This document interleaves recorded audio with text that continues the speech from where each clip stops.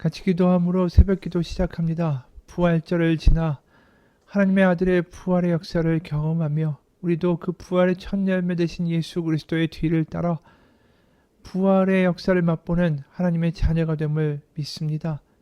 이 세상 가운데 보이는 것이 다가 아니고 하나님께서 약속하신 미래와 약속이 있음을 믿으며 소망을 가지고 오늘 하루를 다르게 살아갈 수 있는 믿음의 하루가 되게 하여 주옵소서. 예수님 이름 받들어 기도합니다. 아멘. 오늘 말씀은 누가복음 24장 13절에서 35절까지의 말씀입니다. 누가복음 24장 13절에서 35절까지의 말씀입니다. 그날에 그들 중 둘이 예루살렘에서 25리 되는 엠마오라 하는 마을로 가면서 이 모든 된 일을 서로 이야기하더라.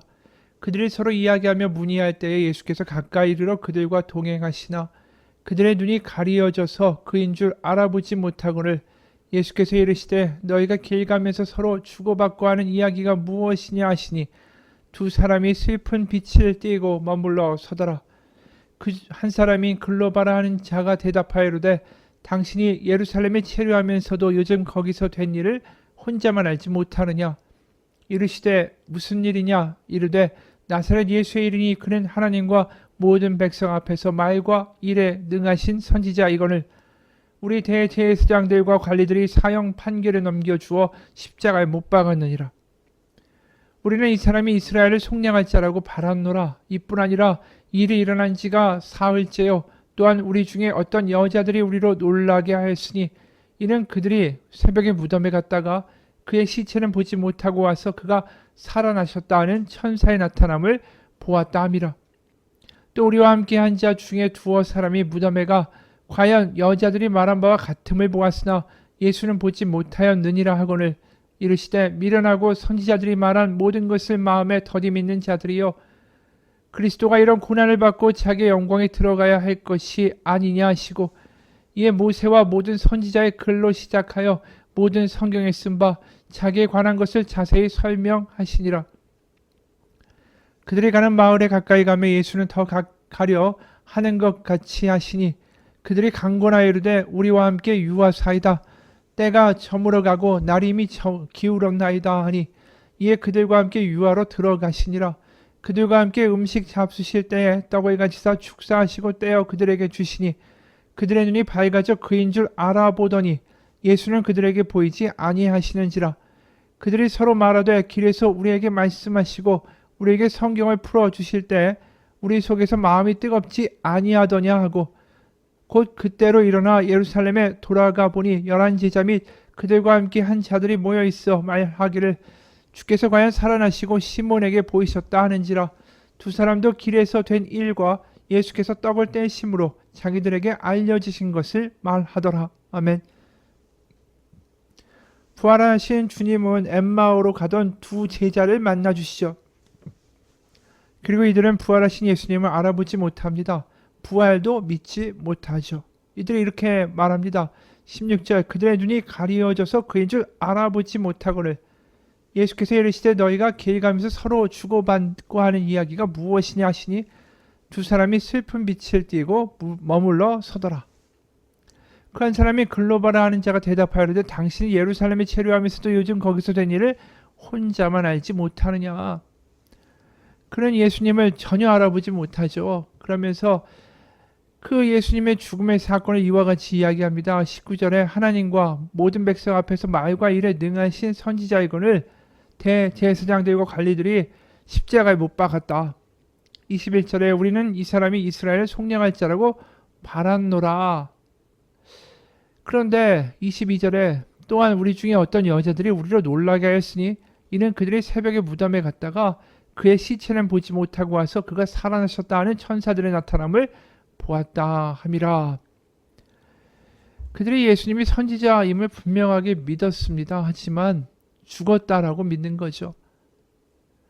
그래서 여자들이 예수님이 부활하셨다 이 이야기를 한다 할지라도 그것을 믿지를 못합니다. 그러면서 한숨 쉬고 그냥 낙담해서 걸어가고 있는 거죠. 그런 이 제자 둘을 예수님은 비난하거나 저주하시지 않습니다. 너희들 내가 3번이나 분명하게 이야기하지 않았느냐. 내가 고난을 받고 십자가에 죽지만 부활할 것이다 라는 이야기를 3번이나 하지 않았느냐. 여자들이 와서 실제로 내가 부활했다고 증언하지 않더냐. 왜 그것마저도 믿지 못하느냐. 믿음이 적은 자들아. 뭐 이런 이야기도 하시지 않아요. 이들이 두려워하고 실패하고 망가졌지만 오히려 그들 곁에 머물러 주기를 선택하셨다라는 거죠. 어떤 분의 간증입니다. 제가 어릴 때 가장 사랑했던 사람은 저의 어머니였죠. 뭐든지 다 해주셨고 못해도 잘한다 해주시고 다 해보라고 하시고 믿는다고 하시고 온갖 고생을 다 하시면서 키워주셨죠. 그러나 나이가 들면서 어머니를 무시하고 반항하고 가르치려 들었습니다.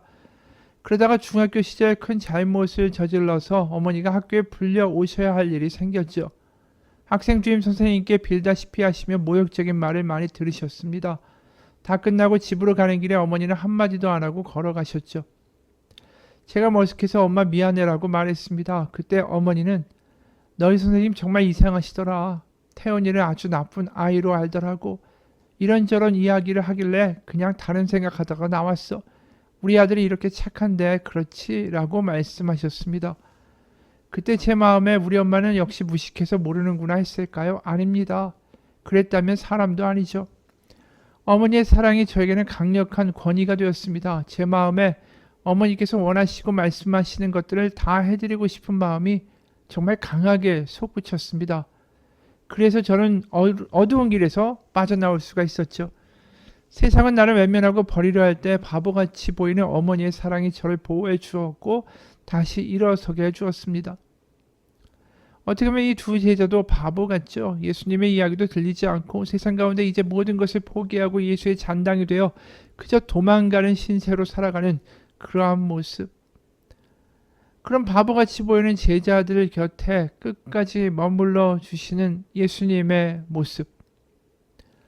이 제자들뿐 아니라 많은 제자들이 그랬죠. 세상을 두려워해서 모든 문을 닫아 걸고 벌벌 떨고 있었습니다.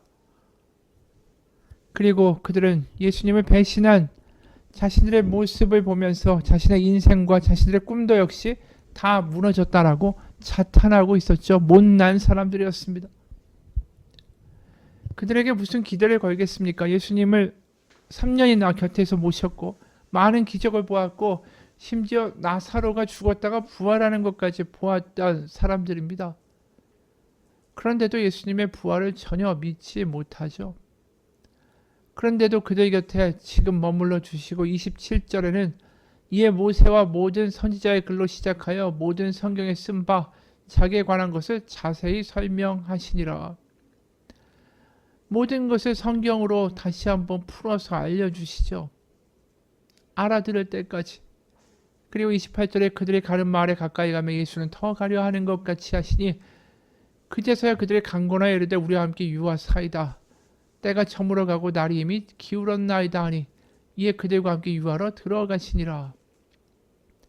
그러면서 그들과 함께 음식 잡수실 때에 떡을 가지사 축사하시고 떼어 그들에게 주시니. 어떻게 보면 배반하고 도망가고 한심하고 우리 같은 입장이라면 이렇게 열과 성의를 퍼부었는데 이 모양 이 꼴이라면 얼굴도 보기 싫고 상종하고 싶은 마음도 안 들 겁니다. 그런데 그들에게 다 풀어 설명하시고 6월절 최후의 만찬 때 그들에게 떡을 떼어주시고 축사하시고 말씀하신 그 모습 그대로 배반하고 엉망이었던 제자들 앞에서 또다시 떡을 가지사 축사하시고 떼어주면서 먹이신다라는 거죠. 그들이 그때 예수님을 알아보게 된 거죠. 우리가 여기서 보게 되는 것은 하나님의 아들 그리고 하나님의 끊임없는 사랑입니다. 우리가 원하는 대로 되지 않고 우리가 원하는 하나님의 아들의 성공이 아니다 할지라도 그래서 실망하고 낙담한다 할지라도 하나님은 끝까지 우리를 버리시거나 못났다고 하시는 게 아니라 변화될 때까지 우리 곁에 머물러 주신다라는 것이죠. 그러면서 먹이시죠. 계속. 예수님의 사건 가운데 참 특이한 게 먹이신다라는 것인지도 모르겠습니다. 예수님이 죽음을 앞둔 몇 시간 전 엄청난 고통이 예수님을 억누를 때도 예수님은 제자들과 최후의 만찬을 하셨죠.